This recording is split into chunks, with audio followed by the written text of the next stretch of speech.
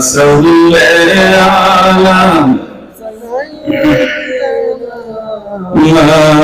مولانا محمد وعلى آل سيدنا مولانا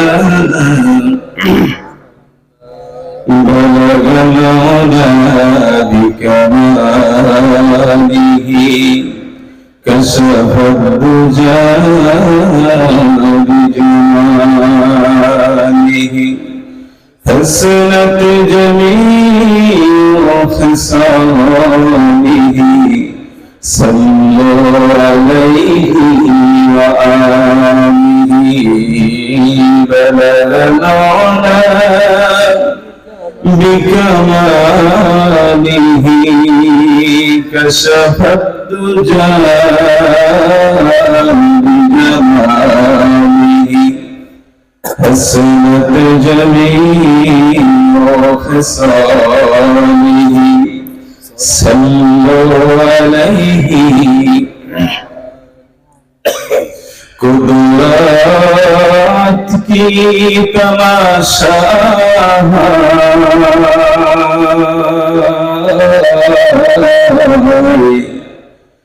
जन्नत की गली में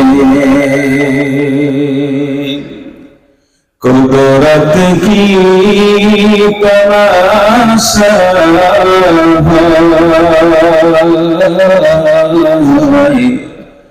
जन्नत की गली में जन्नत की तमाशा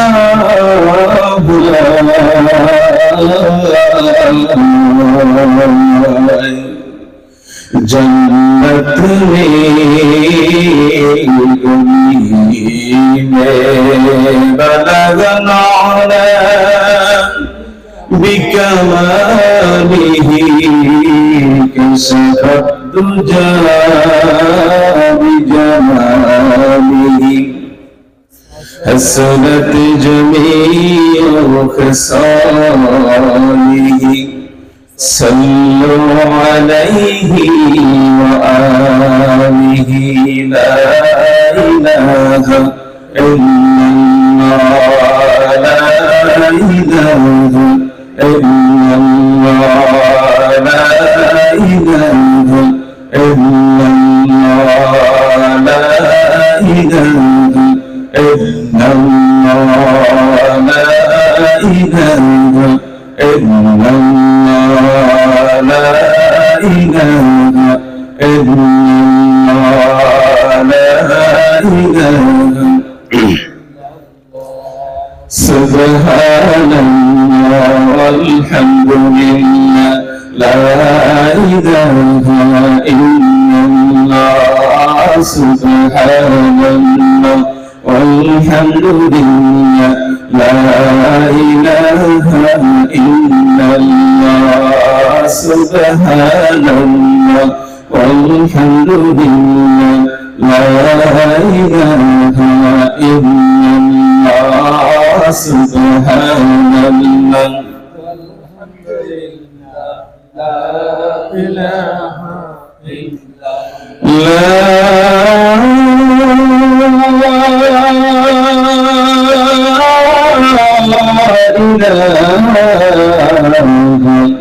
إلا الله محمد رسول الله صلى الله عليه وسلم সকল বলে আলহামদুলিল্লাহ।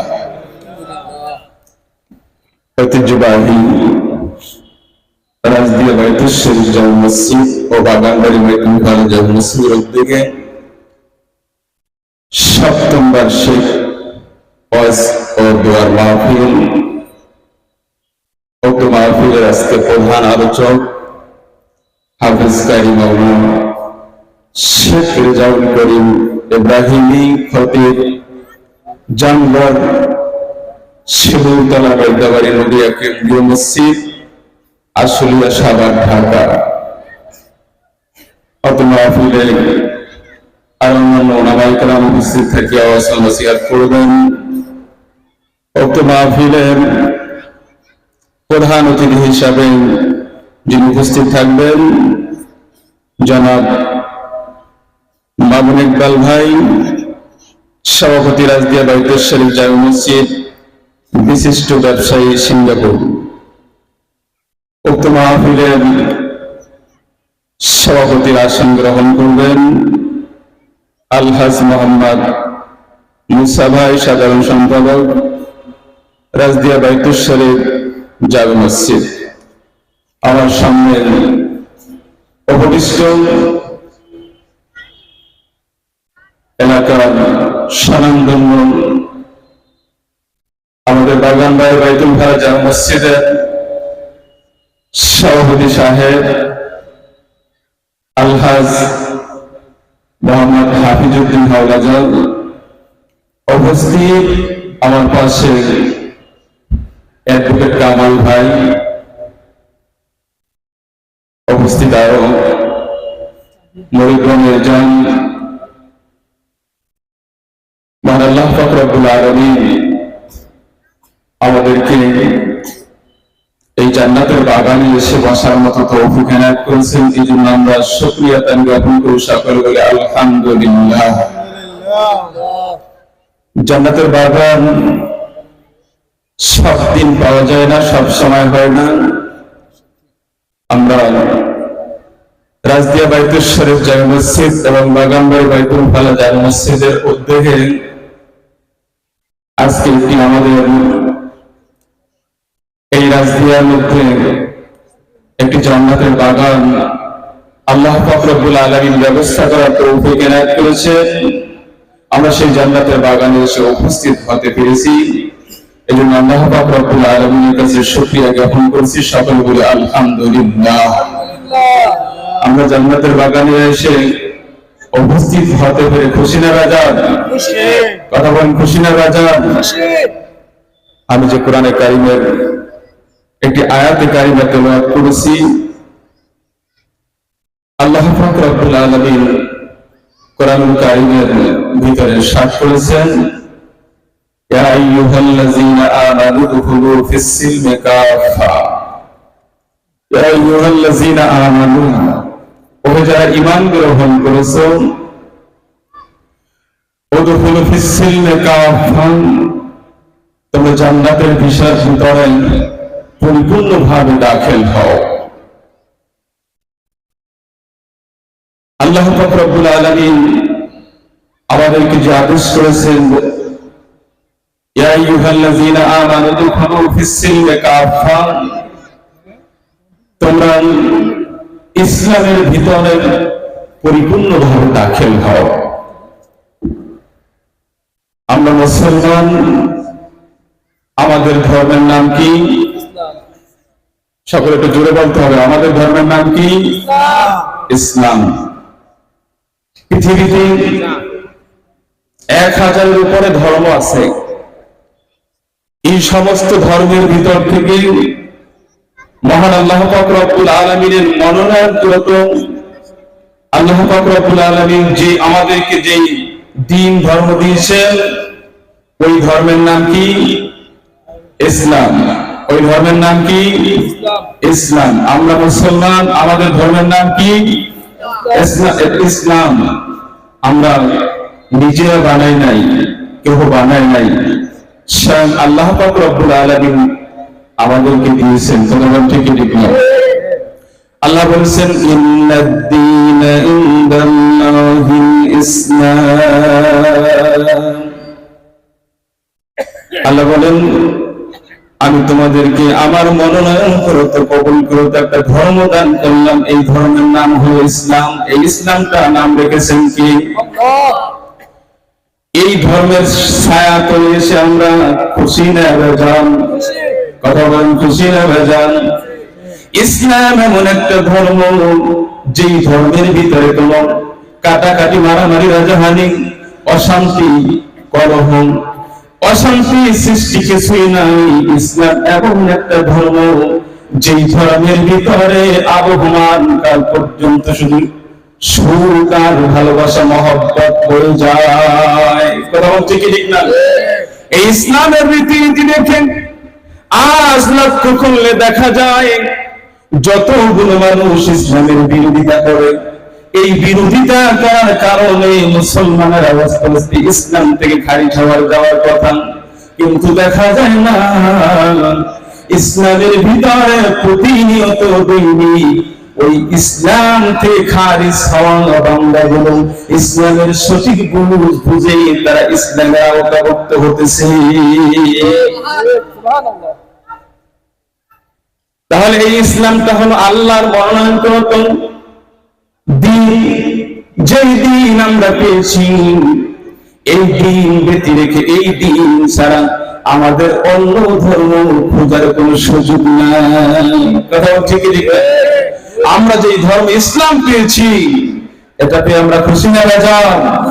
এই ধর্ম ব্যতি রেখে এই ধর্ম বাদ দিয়ে আমরা অন্য ধর্ম অন্বেষণ তালাশ করতে চাই না। কথা ঠিক ঠিক না?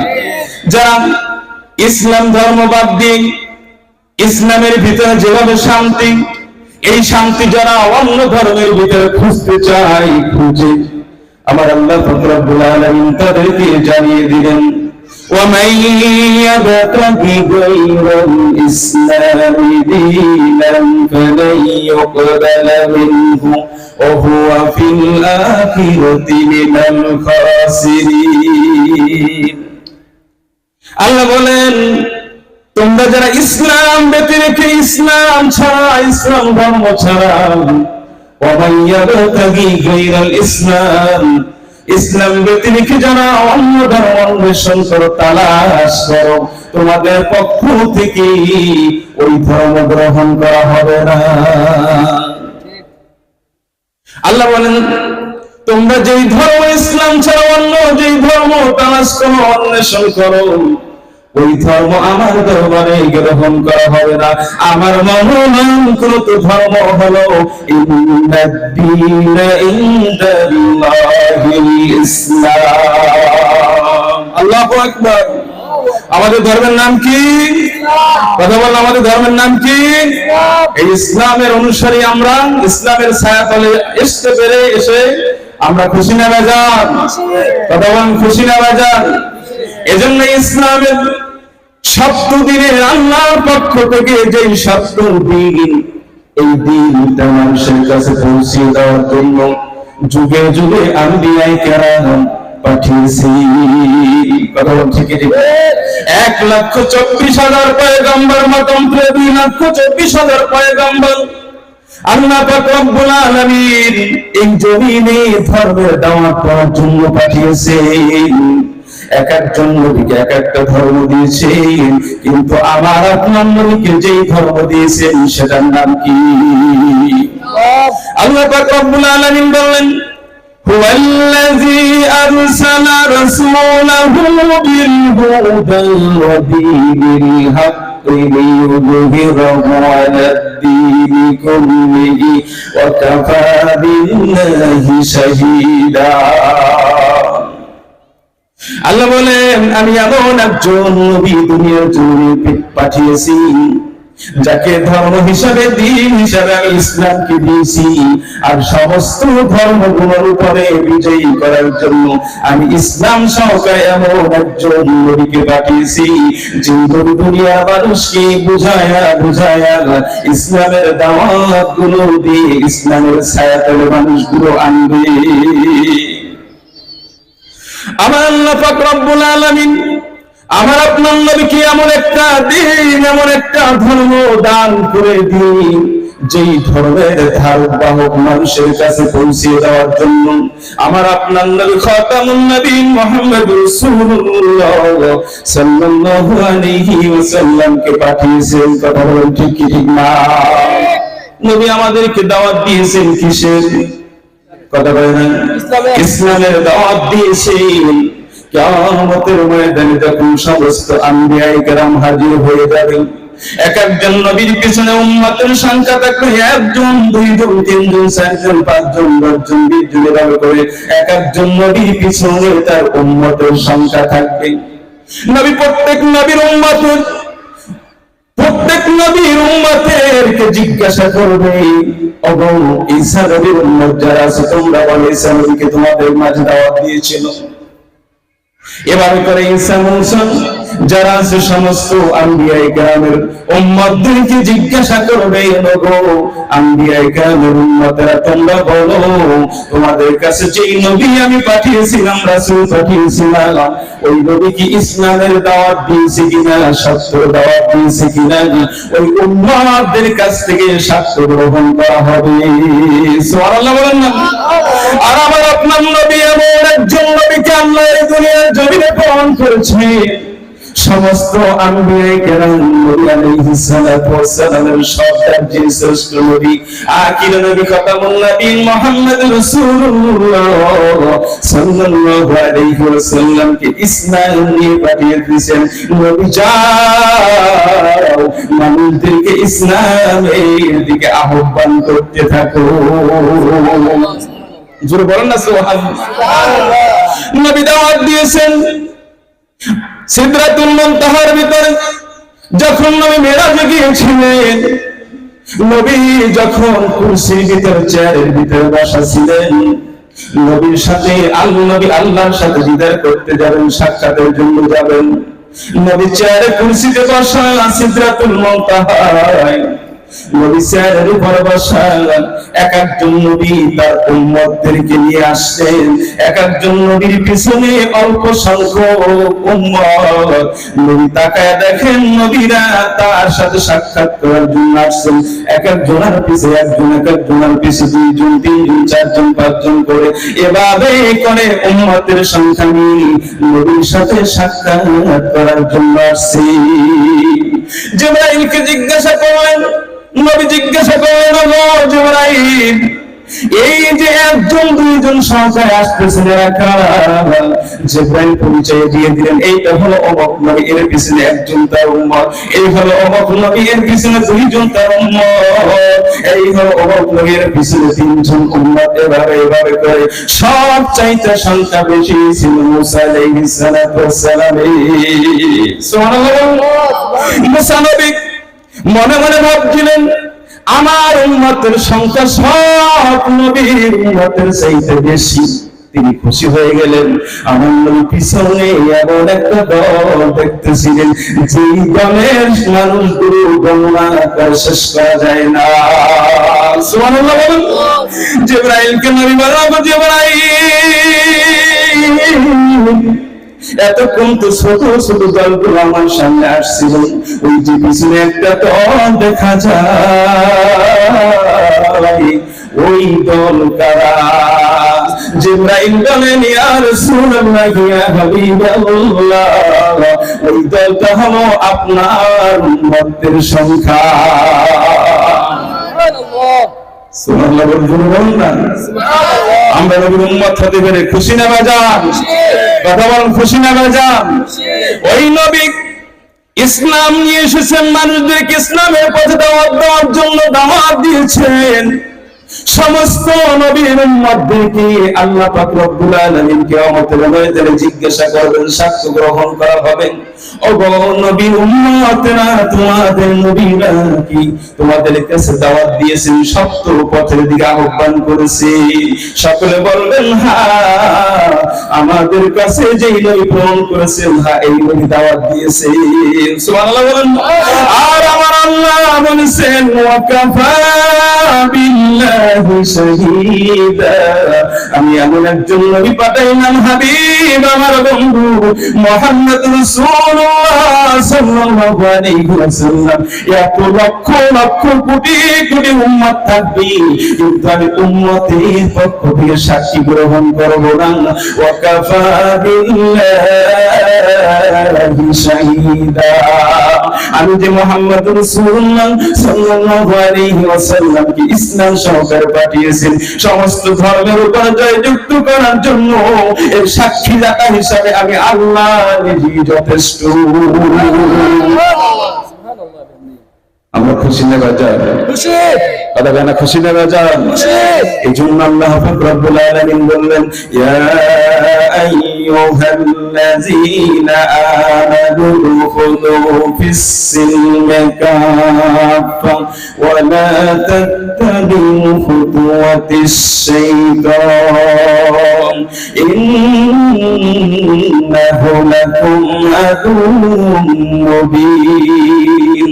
আল্লাহ বলেন, যারা ঈমান গ্রহণ করেছো তোমরা ইসলামের ভিতরে পরিপূর্ণ দাখিল হও, শয়তানের পদাঙ্ক অনুসরণ করিও না, কারণ শয়তান হলো তোমাদের প্রকাশ্য শত্রু। শয়তান কি? আমাদের প্রকাশ্য শত্রু। এই শয়তান আমাদেরকে ওয়াসওয়াসা দিয়ে ইসলামের সহজ সরল পথ থেকে আমাদেরকে একটু দূরে সরিয়ে দেয়। কথা বলেন ঠিক কি ঠিক না? কথা বলেন ঠিক কি ঠিক না? আমি আপনি যখন ইন্তেকাল হয়ে যাবে, আমরা কবরের বাসিন্দা হয়ে যাব, এমন কেউ নাই যে আমরা কবরের ভিতরে যাব না। কথা বলেন ঠিক কি ঠিক না? ওই কবরের ভিতরে যখন যাব, দুইজন ফেরেশতা এসে তোমাকে প্রশ্ন করবে, মান রব্বুকা ওয়া মান দীনুকা। সেখানে ইসলামের পরিচয় দিতে হবে কি হবে না? তোমার নবীর পরিচয় দিতে হবে, ধর্মের পরিচয় দিতে হবে, তোমার নবীর পরিচয় দিতে হবে। কথা বলেন ঠিক কি ঠিক না? তুমি কবরের ভিতরে যাবা, তোমাকে যখন জিজ্ঞাসা করবে আমার দিন, তোমার দিন কি ছিল, তোমার দিন কি, তখন যদি তুমি ইসলাম বলো, আর এই দুনিয়ার ভিতরে যদি তুমি থেকে ইসলামের ভিতরে যদি পরিপূর্ণ দাখিল হতে না পারো, তখন ওই কবরের ভিতরে পরকালীন জগতে যখন তুমি সাক্ষ্য দিবা, তখন কি ওই সাক্ষ্যটা সত্য হবে না মিথ্যা হবে? কথা বলেন। তাহলে আমাদের ইসলামের ভিতরে পরিপূর্ণ দাখিল হতে হবে, ইসলামের ভিতরে ছায়াতলে আসতে হবে। কথা বলেন ঠিক কি ঠিক? তাহলে এখন বুঝে নেন, ওয়াজ কিন্তু বেশি সময় নাই, বেশি করতেও পারবো না। যে ওয়াজ প্রায় 3 ঘন্টা সময় লাগবে, আলহামদুলিল্লাহ বলেন না? সবাই কিন্তু সংক্ষেপ 15-20 মিনিট সময় পেতে বলি, একটু বুঝে নেবেন। আমরা যে ধর্ম পেয়েছি এই ধর্মের নাম কি? ইসলাম। কথা বলেন, কি ধর্মের নাম কি? ইসলাম। এই ধর্ম কার থেকে এসেছেন? আল্লাহ। আল্লাহ থেকে। কার থেকে এসেছেন? এই ধর্মের দাওয়াত নিয়ে এসেছেন কে? মুহাম্মদুর রাসূলুল্লাহ সাল্লাল্লাহু আলাইহি ওয়াসাল্লাম, যেই নবী আমাদের মাঝে ইসলামের দাওয়াত দিয়েছেন। কথা বলেন ঠিক কি ঠিক না? নবীকে ইসলামের সব কিছু বুঝিয়ে দিয়ে জিবরাইল বললেন, ক্বালা ইয়া মুহাম্মদ আখবিরনি বিল ইসলাম। জিবরাইল বললেন, ইয়া রাসূলুল্লাহ, ইয়া হাবিবাল্লাহ, আমাকে একটু বুঝিয়ে দেন ইসলামটা কি। সুবহানাল্লাহ বলেন না? ইয়া রাসূল বললেন, ইসলাম হলো আম শাহাদাতান আল্লা ইলাহা ইল্লাল্লাহ ওয়া আন্না মুহাম্মাদান রাসূলুল্লাহ সাল্লাল্লাহু আলাইহি ওয়াসাল্লাম ওয়া ইকামুস সালাতা ওয়া ইতাউজ যাকাতা ওয়া সাওম রমাদান وتحج البيت من استطاع إليه سبيلا। নবী জিবরাইলকে বললেন, নবী জিবরাইল, ইসলাম হলো 1 নম্বর শাহাদাত আল্লা ইলাহা ইল্লাল্লাহ, এই কথার উপর সাক্ষ্য দেওয়া লা ইলাহা ইল্লাল্লাহ মুহাম্মাদুর রাসূলুল্লাহ সাল্লাল্লাহু আলাইহি ওয়াসাল্লাম। ইসলাম হলো আল্লাহ এক, অদ্বিতীয়, আর কোনো শরীক নাই, এবং তার পক্ষ থেকে পবিত্র রাসূল মুহাম্মাদুর রাসূলুল্লাহ সাল্লাল্লাহু আলাইহি ওয়াসাল্লাম ইকামাস সালাত, নামাজ কায়েম করা, নামাজ আদায় করা, ওয়া ইতাউজ যাকাত, যাকাত আদায় করা, ওয়া সাওম রমাদান, রমজান মাসের রোজা রাখা, ওয়া তুহাজ্জুল বাইতা মান ইসতাতা ইলাইহি সাবিলা।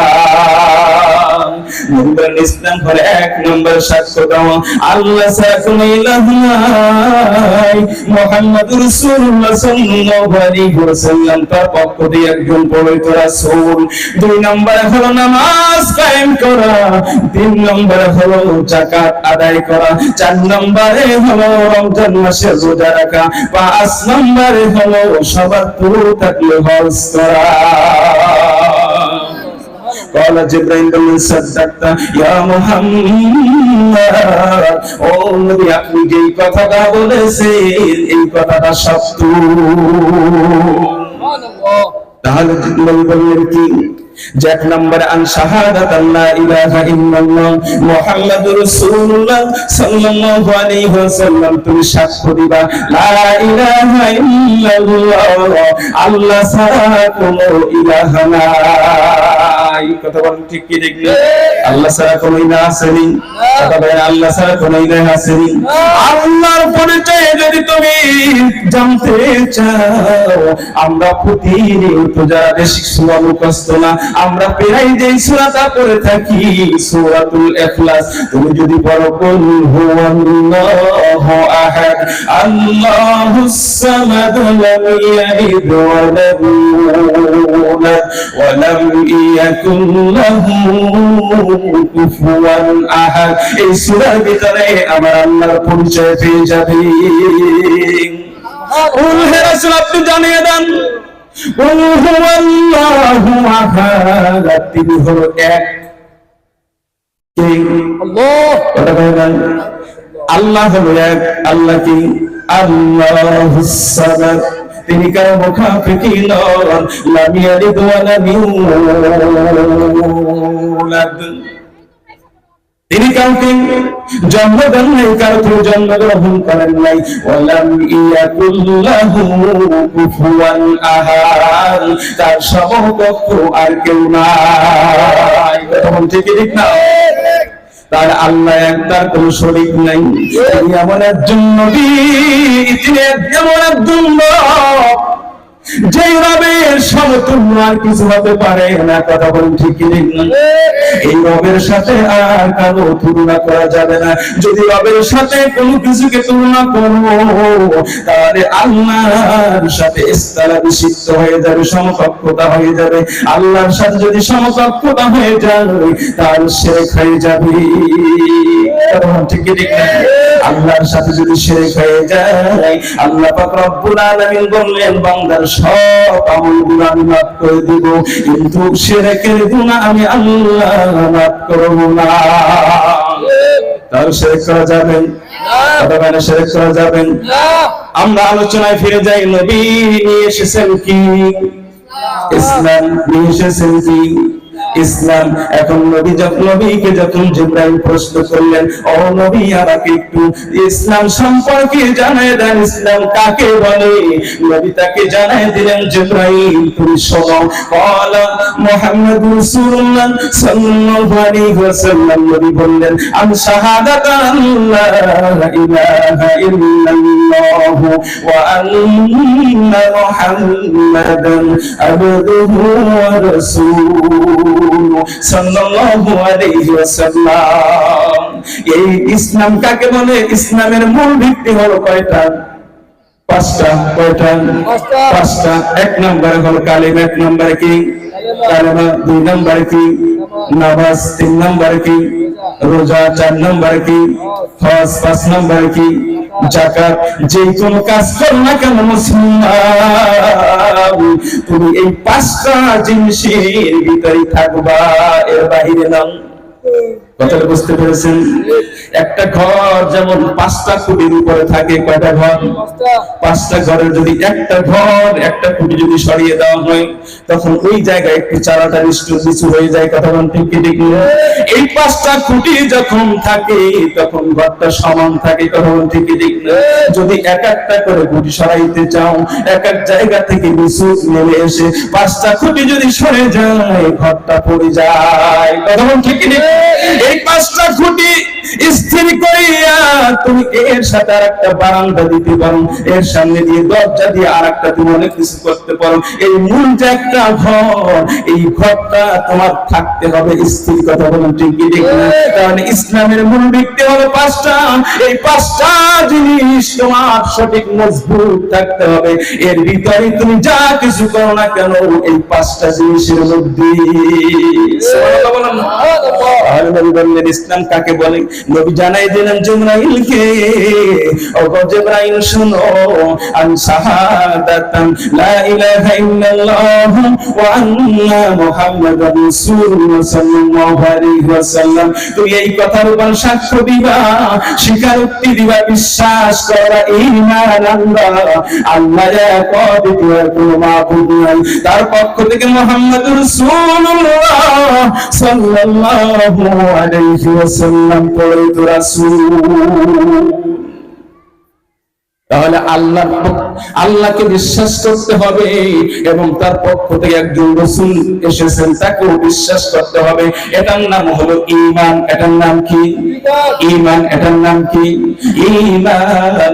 আন আবু হুরায়রা রাদিয়াল্লাহু তাআলা আনহু ক্বালা রাসূলুল্লাহ সাল্লাল্লাহু আলাইহি ওয়াসাল্লাম, আবু হুরায়রা বলে, আমরা যখন রাসূল পাক সাল্লাল্লাহু আলাইহি ওয়াসাল্লামকে সুইলা যখন প্রশ্ন করলাম, কি আইয়ুল আমালি আফদালু ইয়া রাসূলুল্লাহ ইয়া হাবিবাল্লাহ, সবচাইতে উত্তম আমল কি?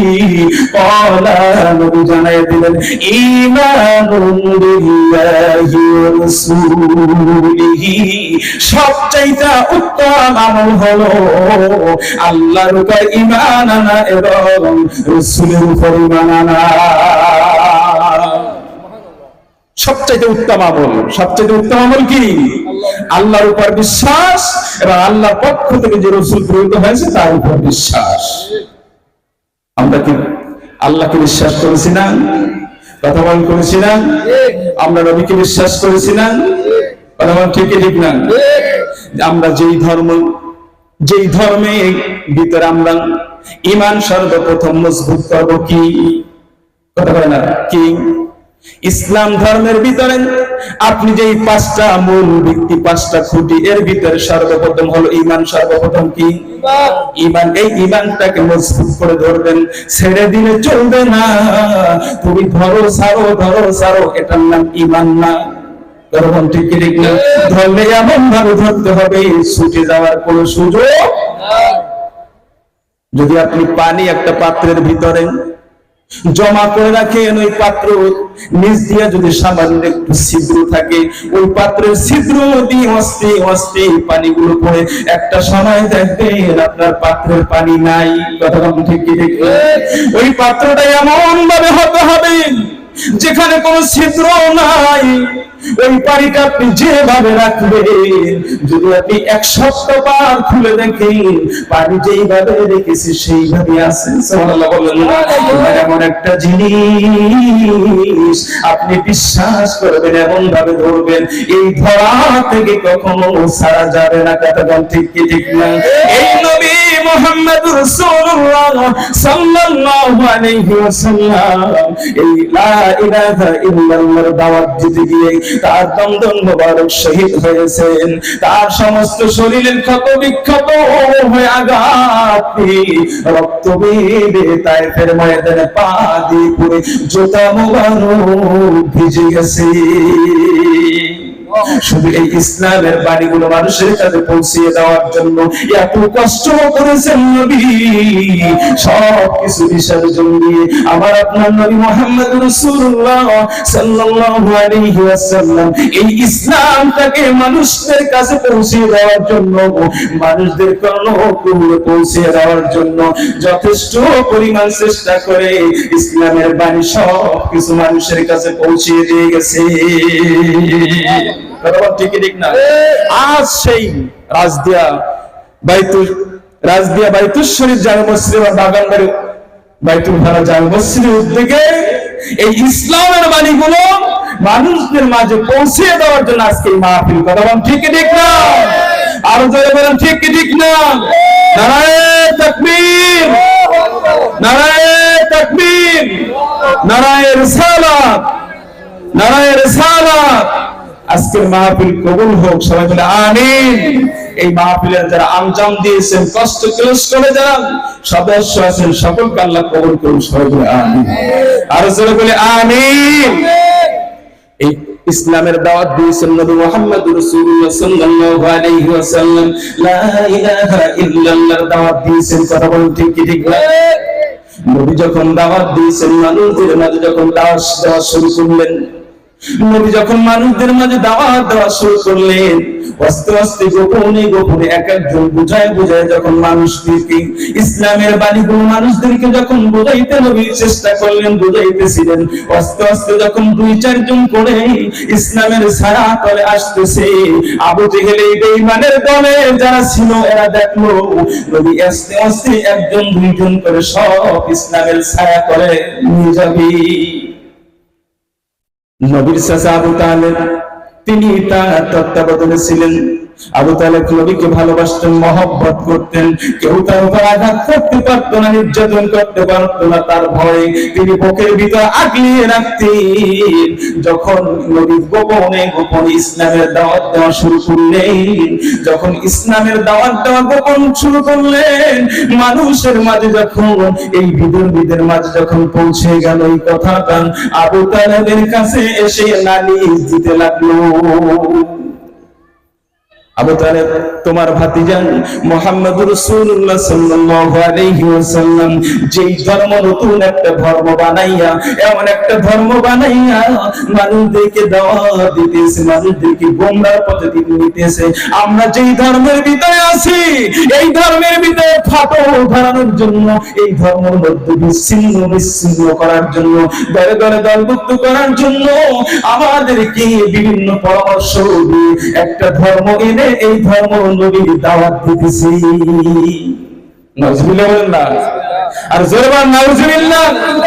যখন আবু তালেবের কাছে মামলা আসলো, দরখাস্ত আসলো, তোমার ভাতিজা আমাদের ধর্মের বিরুদ্ধে অনেক কিছু বলে, অনেক কিছু করে, এটা সহ্য করার কিছু না, তুমি নিজে সামলাও, না হলে আমরা তার উপর আঘাত করতে রাজি। নাউজুবিল্লাহ বলেন না। যখন এটা বললেন, আবু তালেব বললেন তাহলে কি করা যায়? আবু জেহেল বললেন তোমার ঘরের ভিতরে একটা তারিখ করো, ওই তারিখে আমরা বসবো। নবী মুহাম্মদ রাসূলুল্লাহ সাল্লাল্লাহু আলাইহি ওয়াসাল্লামকে তুমি নিষেধ করে দিবা, আমাদের মাঝে সকলের উপস্থিত থাকা অবস্থায় তুমি নিষেধ করে দিবা, সেজন্য আমাদের ধর্মের বিরুদ্ধে কোনো কথা না কয়। একদিন ডাকলেন, একদিন তারিখ নির্ধারণ করে ডাকলেন। আবু তালেব যেই জায়গাটা ঘরের ভিতরে, যেই জায়গাটায় বসান, যেই রুমের ভিতরে, যেই কক্ষের ভিতরে আবু তালেব বসান, ঠিক তার ডান পাশে একটা জায়গা রেখেছিল, ওই জায়গাটা একজন বসতে পারত, এই জায়গাটা খালি রেখে সমস্ত ওই রুমটা কানায় কানায় ভর্তি হয়ে গেল। নবী যখন শেষ মুহূর্তে সবাই কানায় কানায় ভর্তি হয়ে গেল, আবু জেহেল নবীর আগে গেল, গিয়ে দেখলো যে ওই যে আবু তালেবের ডান পাশে ছোট্ট একটা জায়গা আছে, তিনি তার হঠাৎ মাথার ভিতরে, ব্রেনের ভিতরে কাজ করলো, আবু তালেবের কাছে যদি ওই জায়গাটা থাকে, নবী মুহাম্মদ রাসূলুল্লাহ সাল্লাল্লাহু আলাইহি ওয়াসাল্লামকে ডেকে নিয়ে তার কাছে বসাবে, তার কাছে যখন বসাবে তার মায়া লাগতে পারে, মহব্বত হতে পারে, অতএব তার পক্ষে নাও তার পক্ষে যেতে পারে, অতএব যাতে তার পক্ষে না যাইতে পারে, এই জন্য আবু জাহেল চট করে ভিতরে ঢুকে মানুষদেরকে ডেঙ্গি ওই যে ফাঁকা জায়গাটায় বসে গেল। নাউজুবিল্লাহ বলেন না। নবী যখন গেলেন দরজার সামনে, কক্ষের সামনে গেলেন, গিয়ে দেখেন সব কানায় ভর্তি, কোনো জায়গা খালি নাই।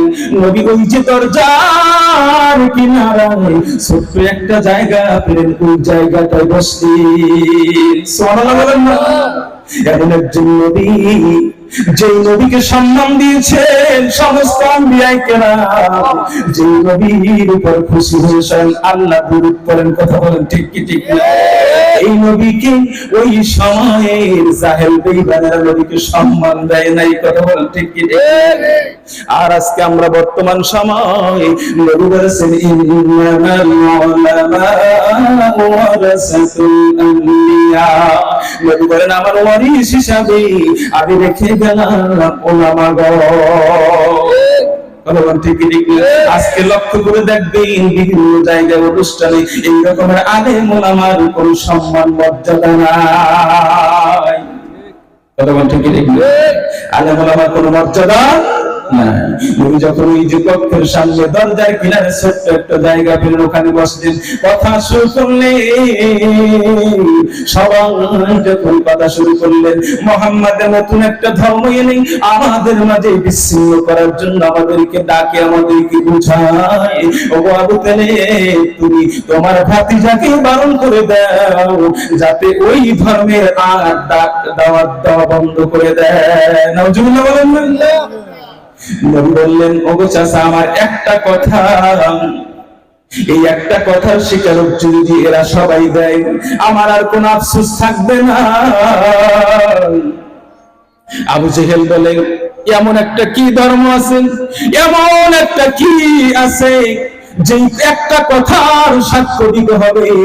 তোমার একটা কথা না, আমরা 10টা কথার সাক্ষ্য দিতে রাজি আছি, কিন্তু একটা কথা কি সেটা বলো, আমরা সাক্ষ্য দিয়ে দিব। নবী বললেন, শুধু একটা কথা, এই কথার যদি সাক্ষ্য দাও তাহলে আরব তোমাদের হাতের মুঠায় এসে যাবে, অনারব তোমার হাতের মুঠায় এসে যাবে, তোমাদেরকে কর দিতে বাধ্য হবে, তোমাদের আওতায় এসে যাবে। এই একটা এমন একটা কথা, এই কথাটা যদি তোমরা মেনে নাও, আবু জেহেল বলেন, সেই কথাটা কি বলো? সুবহানাল্লাহ বলেন, সেই কথাটা কি বলেন? আবু জেহেল যখন বললেন, নবী বলেন, সেই কথাটা হলো শাহাদাতান আল্লা ইলাহা ইল্লাল্লাহ, তুমি সাক্ষ্য দাও আল্লাহ ছাড়া আর কোনো উপাস্য নাই, তুমি এই সাক্ষ্য দাও। আবু জেহেল চট করে দাঁড়ায় গেল, দাঁড়িয়ে বলল, তুমি এই একটা কথা বললাম, এটা আমরা কখনো মেনে নিতে রাজি, এটা আমরা কখনো মেনে নিতে রাজি না। যে তুমি 10টা কথা মানতে রাজি, কিন্তু একটা কথা যখন বললেন না, এটা আমরা মানতে রাজি না।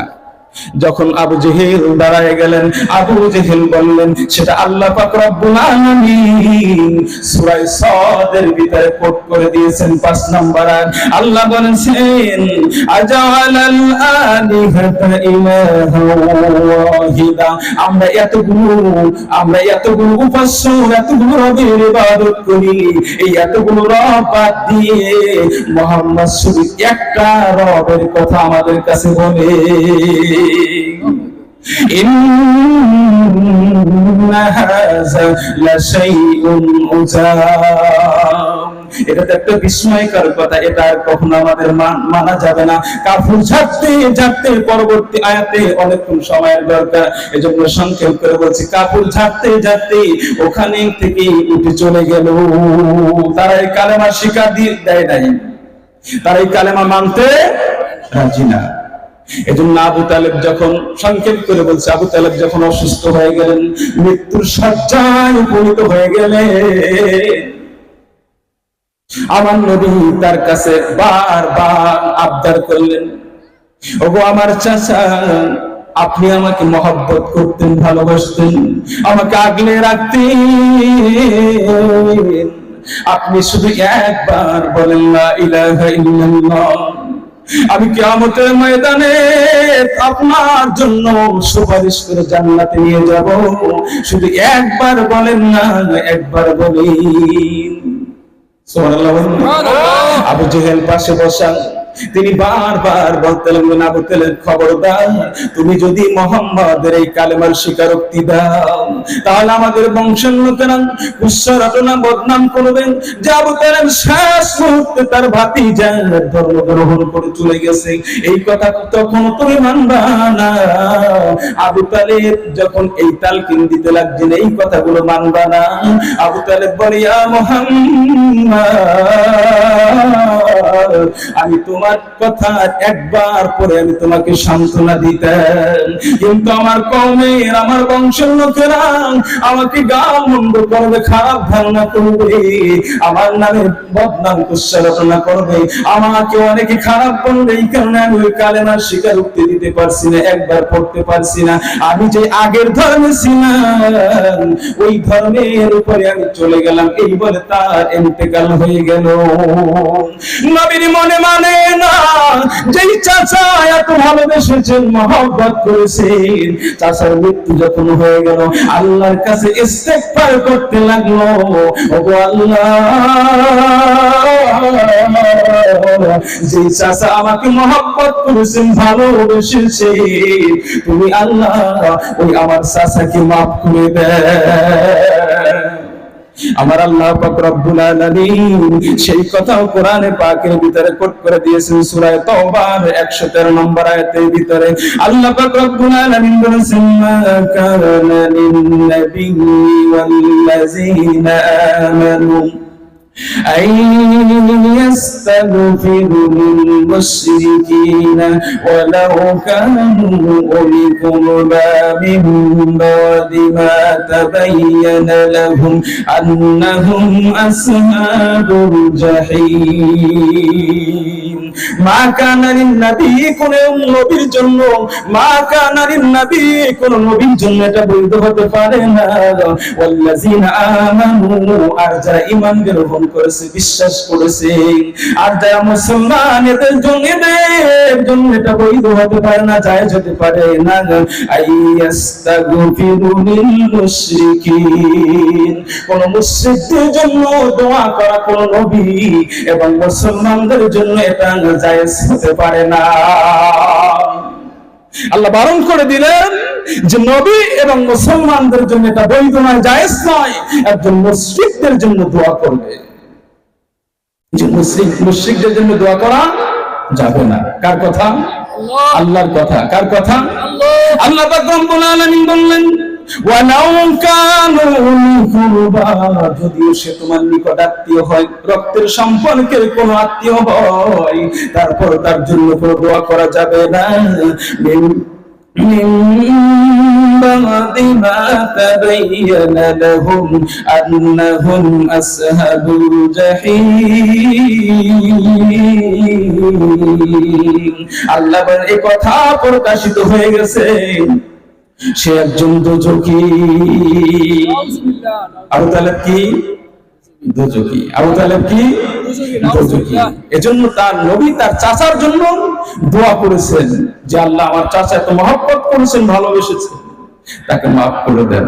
আল্লাহ সেটাও নিষেধ করে দিলেন না, তার জন্য দোয়া করা যাবে না।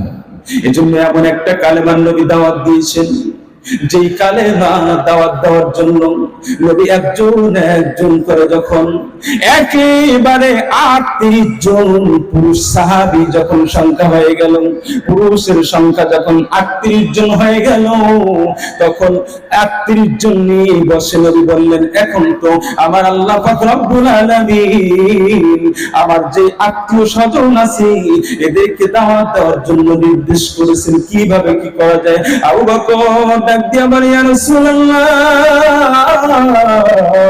আমরা পুরুষ সাহাবার সংখ্যা 38 জন, অতএব আমরা 38 জন নেমে যাই, ইসলামের দাওয়াত দিতে শুরু করে দেই। সংক্ষেপ করে বলছি, এই কথা নবী বললেন না, আমরা তো সংখ্যায় কম, আমরা যখন দাওয়াত দিতে নেমে যাবো আমাদের উপর চড়াও আঘাত করতে থাকবে, ওরা তো সংখ্যায় বেশি। আবু বকর মনের ভিতরে এমন ইরাদা রেখেছি, বিশ্বাস রেখেছেন, আমরা 38 জন সংখ্যায় হলেও আমরা ইসলামের দাওয়াত দিতে থাকবো। 38 জন যখন নেমে গেল মসজিদে হারামের ভিতরে, হারামের চতুর্থ পাশে যখন নেমে গেল, এক একটা গোত্রের সামনে এক একজন 38 জন 38 জায়গায় গিয়ে দাওয়াত দেওয়া যখন শুরু করলো, আবু বকরের উপরে এমন ভাবে চরম ব্যাঘাত, এমন ভাবে চরম ভাবে ঢালাও ভাবে নির্যাতন শুরু করলেন, আবু বকরের সমস্ত শরীরের ভিতরে আঘাত করলেন, এমনকি হাতে জুতা নিয়ে সমস্ত চেহারা মোবারকের আঘাত করেছি। রক্তগুলো বের হয়ে যখন আবু বকর জমিনে পড়ে গেলেন, তার হুঁশ নাই। বংশের লোকেরা, কওমের লোকেরা এসে যখন বললেন, গো ইসলামের শত্রু দলেরা, তোমরা আবু বকরকে কেন এত নির্যাতন করলে? আবু বকর যদি ইন্তেকাল হয়ে যায়, মৃত্যু হয়ে যায়,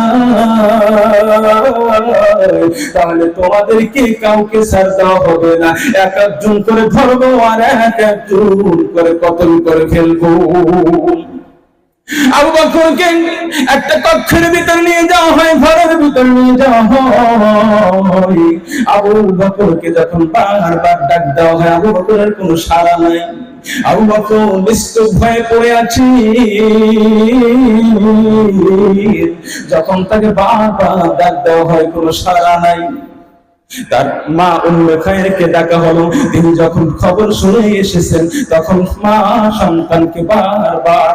সন্তানকে ডাক দেয়, আবু বকর তুমি একটু সজাগ হও, চক্ষু দুটো গেল, তোমাকে আমি দেখি।